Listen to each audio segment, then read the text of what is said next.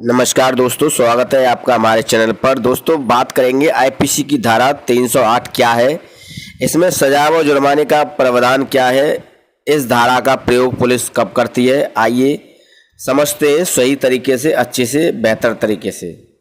दोस्तों, आईपीसी धारा 308 पुलिस उस समय लगाती है जब दो व्यक्तियों में झगड़ा होता है, और दो व्यक्ति में जब झगड़ा होता है और उसमें एक व्यक्ति के साथ कोई अनहोनी हो जाती है, कोई घटना घटित हो जाती है, यानी कि उसकी डेथ हो जाती है, तो उस कंडीशन में पुलिस 308 लगाती है। क्योंकि इसमें दो लोगों के बीच झगड़ा हो रहा था, पर एक व्यक्ति का दूसरे व्यक्ति को मारने का कोई इरादा नहीं था, यानी कि गैर इरादतन हत्या का मुकदमा 308 कहलाता है।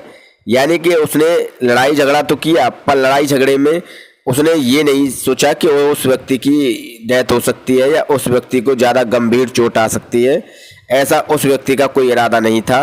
अगर कोई व्यक्ति किसी को डायरेक्ट मारता है और उसका इरादा सिर्फ यही होता है कि मुझे इसकी मौत करनी है, यानी इसे मारना है, जान से ख़त्म करना है, तो वो मर्डर 302 कहलाता है।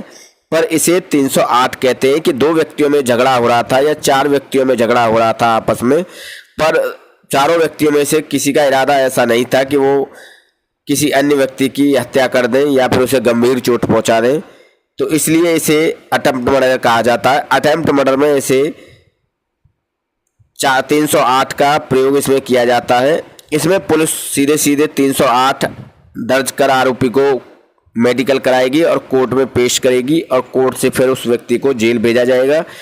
इसके बाद वो व्यक्ति अपनी कोर्ट में जमानत याचिका दाखिल कर सकता है।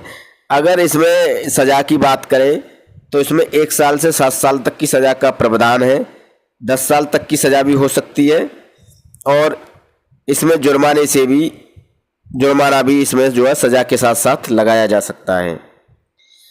अब कोर्ट तथ्य और सबूतों के आधार पर जजमेंट देती है कि क्या सबूत है, क्या तथ्य है, उसी के आधार पर आरोपी की सज़ा भी निश्चित की जाती है।